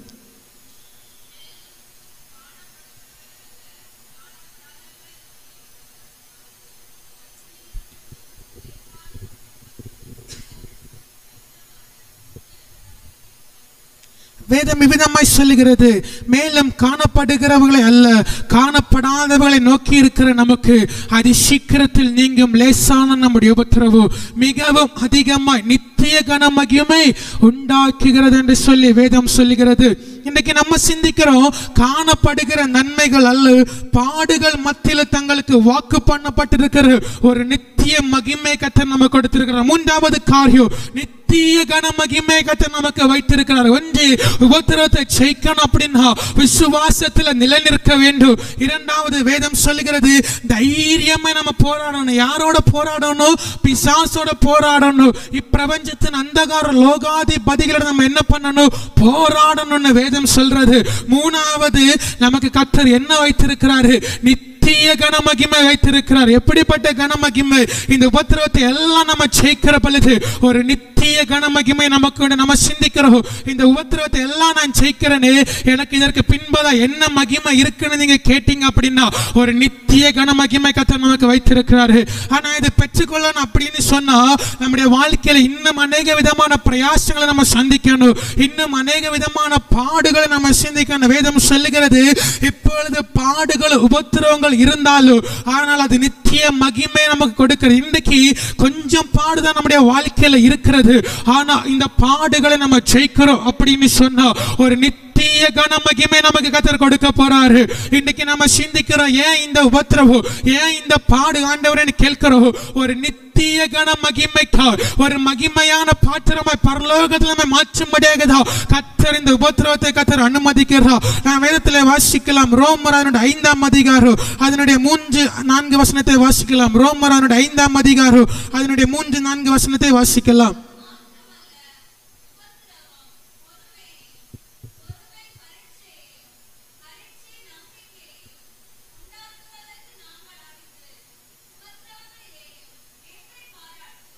வேதம் சொல்லுகிறது அது மாத்திரமல்ல, உபத்திரவம் பொறுமையும், பொறுமை பரீட்சையும், பரீட்சை நம்பிக்கையும் உண்டாக்குகிறது என்று நாங்கள் அறிந்து உபத்திரவத்தில் என்ன பண்றோம்? மேன்மை பாராட்டுகிறோம் என்று சொல்லி பவுல் விதமாய் சொல்றாரு. இன்னைக்கு போராட்டம் வருகிற பொழுது, உபத்திரம் வருகிற பொழுது நமக்குள்ள என்ன காணப்பட வேண்டும்? பொறுமை காணப்பட வேண்டும். பொறுமை என்ன பண்றதா? பரீட்சையும், பரீட்சை நம்பிக்கை உண்டாக்குகிறது என்று நாங்கள் அறிந்து உபத்திரத்தை என்ன பண்றோம்? மேன்மையா எண்ணுகிறோம் என்று சொல்லி அப்போஸ்தலன் பவுல் சொல்றார். இன்னைக்கு பொறுமை நமக்கு இல்ல. ஆண்டவர் நம்மை பரீட்சித்து பார்க்கிற பொழுது என்ன பண்றோம்? ஏன் ஆண்டவர் எனக்கு இப்படிப்பட்ட வேதனைகள் என்று சொல்லி கேட்கிறோம். இன்னைக்கு பொறுமை நமக்குள்ள வேணும். உபத்திரவத்தை சகிக்கக்கூடிய தன்மை, திடன் கொள்ளுகிற அனுபவம் நமக்குள்ள வேணும். அது மாத்திரமல்ல, வேற என்ன? நம்பிக்கை நமக்குள்ள வேணும். என்ன வேணும்? பரீட்சை நம்முடைய வாழ்க்கையில கடந்து வருகிற பொழுது விசுவாசம் நமக்குள்ள காணப்படுமானால் நாம் என்ன செய்வோம் என்று சொன்னால் நம்பிக்கையோடு கூட என்ன பண்றோம்? போராடுறோம். அது மாத்திரமல்ல, 5வது வசனம் விதமாய் சொல்லுகிறது, மேலும் நமக்கு அருளப்பட்ட பரிசுத்த ஆவியினாலே தேவ அன்பு நம்முடைய இருதயங்கள் ஊற்றப்பட்டு இருக்கிறபடியா அந்த நம்பிக்கை நம்ம என்ன பண்ணாது? வெட்கப்படுத்தாது என்று வேதம் சொல்லுகிறது. மேலும் நமக்கு வேதத்தை அழகாக சொல்லப்பட்டிருக்கிறது, பரிசுத்த ஆவியினாலே தேவ அன்பு நம்மிடத்தில் இருக்கிற பொழுது ஊற்றப்பட்டிருக்கிற நம்பிக்கை நம்ம என்ன பண்ணாது? வெட்கப்படுத்தாது. இன்றைக்கு அனைய நாம் சொல்றோம், ஆண்டவரே இந்த உபத்திரம் என்ன பண்ண போது? வெட்கப்படுத்த போது. ஆனால் வேதம் தெளிவாய் சொல்லுகிறது, அந்த பரிசுத்த ஆவியானவர் நமக்குள்ள இருக்கிற பொழுது நாம் எந்த சூழ்நிலை வெட்கப்பட்டு போவதில்லை. வேதம் சொல்லுகிறது, உபத்திரமோ, வியாகுலமோ, பட்டினியோ எது வந்தால் கிறிஸ்துவின் அன்பை விட்டு என்னை பிரிக்க முடியாது என்று வேதம் சொல்லுகிறது. நீதிமானுக்காக ஒருவன் மரிக்கிறது அரிது, நல்லவனுக்காக ஒருவன் மரிக்க துணிவான் என்று சொல்லிக்கொண்டு வேதம் சொல்லுகிறது. நீதிமானுக்காக ஒருவன் மரிக்கிறது என்னது? அரிது. நல்லவனுக்காக ஒருவன் மரிக்க துணிவான். இன்றைக்கு துன்மார்க்கமாய் ஜீவித்த நம்முடைய வாழ்க்கையில் கிறிஸ்து என்ன பண்ணிருக்கிறார்? உபத்திரவப்பட்டிருக்கிறாரு. அவர் பட்ட உபத்திரவத்தை தான் இன்றைக்கு நம்ம என்ன பண்றோம்? உபத்திரவப்பட்டு கொண்டிருக்கிற. வேதம் சொல்லுகிற திராணிக்கு மேல கர்த்தர் என்ன பண்ண மாட்டாரோ? நம்மை சோதிக்க மாட்டாரோ? இயேசு கிறிஸ்து இந்த உலகத்தில் கடந்து வந்து நம்மை போல ஒரு பாடுள்ள மனுஷர் உலகம் எங்களும் சுற்றி சுவிசேஷத்தை அறிவித்தார். நாம் பட வேண்டியதான தண்டனைகள் எல்லாவற்றையும் அவர் மேல ஏற்றுக்கொண்டு கிறிஸ்து எல்லாவற்றையும் சகித்து உபத்திரப்பட்டார். சிலுவையில நிந்திக்கப்பட்டார், அடிக்கப்பட்டார், எல்லாமே செய்தார். இன்றைக்கு அந்த சிலுவையை நாம் எடுத்து பின்பற்றுகிறோம் என்று சொன்னோம். அந்த சிலுவையை எடுத்து அவரை பின்பற்றுகிறோம் சொன்னோம். அந்த மேன்மை நமக்கு பெரியதாய் காணப்பட்டு கொண்டிருக்கிறது. இக்காலத்து பாடுகள் இனி வருகிற மகிமைக்கு ஒப்பானது அல்ல என்பதை நாம் புரிந்து கொள்ள வேண்டும். நாம் சிந்திக்கிறோம், ஆண்டவர் இந்த போராட்டம் எதற்கு ஆண்டவர்? இந்த நிந்தனைகள் எதற்காண்டவர்? ஆனாலும் வேதம் கற்றுக் கொடுக்கிற ஒரு காரியம் என்ன அப்படின்னா, இக்காலத்து பாடுகள் இனி வருகிற மகிமைக்கு ஒப்பானதல்ல. அந்த பரலோக ராஜ்யத்தில் பிரவேசிக்க வேண்டுமானால் பாடுகளை அனுபவிக்கணும், பிரயாசங்களை அனுமதிக்கணும். எல்லாருடைய வாழ்க்கையில ஏற்றுக்கொண்டு ஓட கர்த்தர் நமக்கு திரளான பொக்கிஷத்தை கர்த்தர் பரலோகத்தில் வைத்திருக்கிறார். அப்போஸ்தலன் பவுல் விதமாய் சொல்லுகிறார், எந்த காரியம் வந்தால், உபத்திரவமோ வியாகுலமோ பசியோ பட்டினியோ நிர்வாணமோ எது வந்தாலும் கிறிஸ்துவின் அன்பை விட்டு எங்களை பிரிப்பவன் யார் என்று சொல்லி வேதம் கேட்கிறது. இன்னைக்கு பல நேரம் நாம் கிறிஸ்துவின் அன்பை விட்டு பின்வாங்கி போய் கொண்டிருக்கிறோம். உபத்திரவத்தை பார்த்து நம்முடைய தேவைகள் சந்திக்கப்படாமல் இருக்கிற பொழுது வேதனைகள் அதிகரிக்க நம்முடைய வாழ்க்கையில என்ன நடக்கிறது தெரியுமா? கிறிஸ்துவின் அன்பை விட்டு பின்மாறி போய் கொண்டிருக்கிறோம். ஆனாலும் நல்லவர் நம்ம எப்போதுமே பாவத்தில் இருந்த நம்மை அவருடைய இரத்தத்தால் கழுவப்பட்டிருக்கிறார்கள். அந்த மிகுந்த உபத்திரவனுடைய வாழ்க்கையில கடந்து வந்தாலும் அன்னிதனம் இரவும் பகலும் தேவனுடைய வசனத்தின் மேல் வாஞ்சியா இருக்கிற பொழுது என்ன வந்தாலும் ஆட்டுக்குட்டியான இரத்தத்தினாலே தேய்த்து வெளுத்த நமக்கு ஆண்டுடைய ராஜ்யத்தில் போகிற பொழுது வெண்ணங்கி தரித்தவர்களாய் வெண் வஸ்திரம் தரித்தவர்களாய் அவருக்கு முன்பதாக எப்பொழுது துதிக்கிற ஒரு அனுபவத்தை கர்த்தர் வைத்திருக்கிறார். இந்த உலகத்தில் வாழ்கிற கொஞ்ச காலம், ஒருவேளை 60 வருஷமா இருக்கலாம், 80 வருஷமாய் கூட இருக்கலாம். ஆனால் பரலோகத்தில் நாம் கடந்து போகிற பொழுது நம்முடைய பலன் அங்கே மிகுதியா இருக்க போகிறது. இந்த உலகத்தில் உபத்திரவம் உண்டு, ஆனால் உலகத்தை ஜெயித்தேன் என்று இயேசு கிறிஸ்து சொல்கிறார். அவரே இந்த உலகம் உபத்திரிச்சு சொன்னா நம்ம உபத்திரிக்காம இருக்குமா? அவரே நிந்திச்சு அப்படின்னு சொன்னா நம்மளை நிந்திக்காம இருக்குமா? அவரை ஏற்றுக்கொள்ளாத சொன்ன நம்ம ஏற்றுக்கொள்ளுமா? இன்றைக்கு நம்ம இதெல்லாம் பார்க்க வேண்டிய தேவையில்லை. நம்ம யாரை பார்க்கணும் அப்படின்னா கிறிஸ்துவை மாத்திரம் நோக்கி பார்க்கணும். எனக்கு ஒரு துன்பத்தை கர்த்தர் அனுமதிக்கிறார்னா அதற்கு பின்பாதாய் ஒரு பொக்கிஷத்தை கர்த்தர் வைத்திருக்கிறார். ஊழியத்தில் ஒரு நெருக்கத்தை கர்த்தர் அனுமதிக்கிறார்னா, நிற்க முடியாத ஒரு நிலையை கர்த்தர் அனுமதிக்கிறார்னா, எந்த பக்கம் திரும்பினாலும் உபத்திரவம், எந்த பக்கம் திரும்பினாலும் வேதனை, எந்த பக்கம் திரும்பினாலும் என்னுடைய தேவைகள் சந்திக்கப்படாமல் இருக்குன்னு சொல்றீங்களா? இந்த ராத்திரியில் ஒரு காரியத்தை நாம் அறிந்து கொள்ள வேண்டும். எனக்காக கர்த்தர் சிலதை ஆயத்தப்படுத்தி கொண்டிருக்கிறார். இந்த உபத்திரவத்தை நான் கர்த்தரோடு கூட நெருங்க அந்த இடத்துல நித்திய கனமகிமை கர்த்தர் வைத்திருக்கிறார். பங்காளிகள் ஆனதா எனக்கு என்ன உண்டு, மேன்மை உண்டு என்பதை நாம் அறிந்து கொள்ள வேண்டும். அது மாத்திரமல்ல, வேதம் சொல்லுகிறது அப்போஸ்தலன் பவுலுடைய வாழ்க்கையில் உபத்திரவத்தை எல்லாம் ஜெயித்து ஓட்டத்தை முடிக்கிறவள் இவ்விதமாய் சொல்லுகிறார், ஆனால் நல்ல போராட்டத்தை போராடினு ஓட்டத்தை முடித்து இது முதல் எனக்காக நீதியின் கிரீடம் வைக்கப்பட்டிருக்கிறது.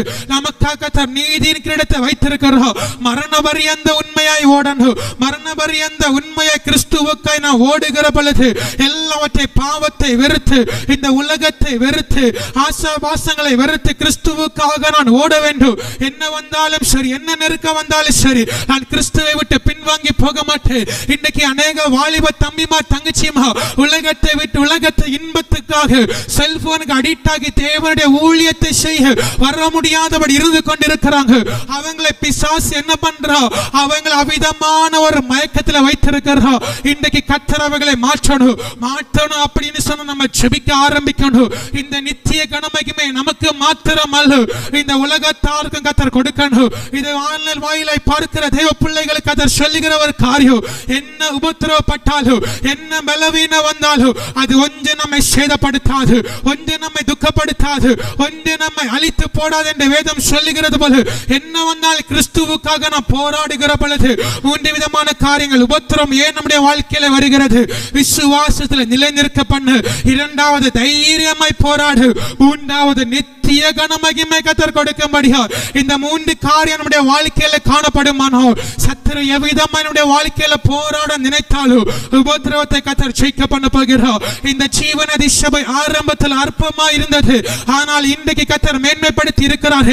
இதற்கு பலிபீடத்தில் அழுத கண்ணீர் ஏராளம் உண்டு. இந்த பலிபீடத்தில் இன்று உபவாசித்து ஜெபிக்கிற ஜெபங்கள் ஏராளம் உண்டு. அதற்கான பிரதிபலனை கர்த்தர் தரப்போகிறார். அதற்காக தான் இந்த நெருக்கம் என் சபைக்கு இடம் கடன் வாங்குகிறவள் இவ்வளவு நெருக்கம் தெரியுமா? ஆண்டவரால் எளிதால கொடுக்க முடியும். ஏன் கர்த்தர் உபத்திரப்படுத்தி கர்த்தர் கொடுத்தார் என்று சொன்னார். இது எனக்காக கொடுக்கப்படல, கிறிஸ்துவின் ராஜ்யம் கட்டப்படுவதற்கென்று நாம் அறிந்து கொள்ளுகிறபடியாலதான் கர்த்தர் உபத்திரவத்தின் வழியை கர்த்தர் கொடுக்கிறார். ஏன் சில விசுவாசிகள் நமக்கு எதிராக எழும்புகிறாங்க தெரியுமா? ஊழியருக்கு விரோதமா எழும்புறாங்க, கர்த்தர் அனுமதித்து எழும்புறாங்க. எதற்கென்று சொன்னார், நான் இன்னும் கிறிஸ்துவுக்குள் பலப்படு. ஊழியக்காரருக்கு விரோதமா எழும்ப விசுவாசிகள் உபத்திரம் வர ஊழியக்காரர் என்ன பண்ணணும்? பலப்படணும். எப்படி பலப்படணும்? கிறிஸ்துவுக்குள் பலப்படணும். இன்னைக்கு கர்த்தர் சொல்லுகிற ஒரு காரியம் என்ன அப்படின்னு சொன்னா, இந்த சபை குறித்து ஒரு மேன்மை உண்டு. இன்னைக்கு இது ஒருவேளை அற்பமா இருக்கலானாலும் அந்த ஞாயிற்றுக்கிழமை மாலை முடிகிற நேரத்தில் ஏன் இந்த கூடுகை நடத்தப்பட்டது, எதற்காக நடத்தப்பட்டது என்கிற மேன்மை இந்த உபத்திரத்தின் முகாந்தரம். முதல் நாள் நாம் கேட்ட சிறையிருப்பை குறித்து கேட்டோம். நேற்றைக்கு ஆண்டவர் நல்ல வார்த்தைகளை கர்த்தர் கொடுத்திருந்தார். மூன்றாம் நாள் இந்த உபத்திரத்தை குறித்து நம்மோடு கூட கர்த்தர் பேசுவ காரணம், இந்த உபத்திரவத்தை நான் ஜெயிக்கணும். இந்த உபத்திரத்தை பார்த்து நாம் பின்வாங்கி போய் கொண்டிருக்கிற ஆத்மாவை இந்த உபத்திரங்களை கர்த்தர் வர சொல்லுகிறார். உபத்திரம் கடினம் தான், உபத்திரம் வேதனை தான், உபத்திரம் சந்தோஷம் இல்லாததான், துக்கம் தான். ஆனாலும் கர்த்தர் சொல்லுகிறார், அந்த துக்கத்தின் நடுவில் நான் உன்னை மேன்மைப்படுத்த போகிறேன். உன்னை உபத்திரப்படுத்தின பிற்பாடுதான் புதிய புதிய காரியங்கள் நான் செய்ய போகிறேன் என்று கர்த்தர் சொல்லுகிறார். நம்ம சிந்திக்கிறோம், இனி புதிய காரியத்தை நான் எப்படி ஆண்டவர் செய்ய போகிறேன். அதிலே உபத்திரம் உண்டானாலும் அதிலே கர்த்தர் மகிமையை கர்த்தர் மாற்ற போகிறார். இதற்கு பின்பதா இருந்த ஊழியர் அவ்வளவு உபத்திரப்படுத்தப்பட்ட ஊழியத்தை, கனமான ஊழியத்தை செய்கிற பொழுது கர்த்தர் அவரை குறித்து ஒரு கனமான ஒரு திட்டத்தை கர்த்தர் வைத்திருக்கிறார். அதே போல் கர்த்தருடைய தாசர் இன்றைக்கு உபத்திரப்பட்டு கொண்டிருக்கிறார். இந்த உபத்திரவத்தை கர்த்தர் இந்த வருஷம் முடிவதற்கு உள்ளதாகவே கர்த்தர் மாற்ற போறார். காரணம், தேவனுக்காக நிற்கிற பொழுது எதையும் வாஞ்சிக்கலங்க. ஒன்று மாத்திரம் சபை கட்டணும், சபையில விசுவாசிகள் வரணும். இதற்காக செலவழிக்கிற பொழுது ஒன்றும் இல்லாமலிருந்து எடுக்க கர்த்தர் கொடுக்கிறாரு. எத்தனை பேர் சொல்ல முடியும்? இருந்துட்டு செய்யல. கர்த்தர் சொல்றாரு, கொஞ்சமே இல்லாம செய்யறாங்க. எல்லாம் இருந்துட்டு உலக பெயர் பிரஸ்தாபத்திற்காக இது பண்ணல. எதற்காக பண்றாங்க அப்படின்னா, இதன் முகாந்திரம் ஒரு ஆத்மா ரட்சிக்கப்படுமானோ அது பரலோக ராஜ்யத்திற்கு மேன்மையா இருக்கும். ஒரு பாவி ரட்சிக்கப்படுகிற பொழுது பரலோகம் சந்தோஷப்படும் என்கிற ஒரு முகாந்திரத்திற்காக செய்யப்படுகிற பொழுது கர்த்தர் உங்கள் உபத்திரத்தை பார்க்காமல் இருப்பாரோ? அந்த உபத்திரத்தை பார்த்து கர்த்தர் புதிய வழிகளை கர்த்தர் திறக்க போகிறார். எல்லாரும் வாய்களை திறந்து நம்ம ஆண்டவரை நோக்கி பார்க்க போக, ஆண்டவரே இந்த உபத்திரங்க வாழ்க்கையில நல்லது ஆண்டவரே, விசுவாசத்தில் நாங்கள் நிலை நிற்கணும், விசுவாசத்தில் நாங்கள் உறுதியா இருக்கணும். ஆண்டவர்கிட்ட கேளுங்க, ஆண்டவரே இன்றைக்கு நான் உபத்திரப்பட்டது நல்லது என்று சொல்லத்தக்க ஆண்டவரே என்னை மேன்மைப்படுத்துங்கப்பான்னு சொல்லு. ஆண்டவர்கிட்ட கேளுங்க கேளுங்க கேளுங்க, வாய்களை திறந்து கேளுங்க. ஆண்டவரே ஆவியானவரே உமக்கு நன்றி, ஆவியானவரே உமக்கு நன்றி ஆண்டவரே, ஸ்தோத்திரிக்கிறோம் ஆண்டவரே, துதிக்கிறோம்.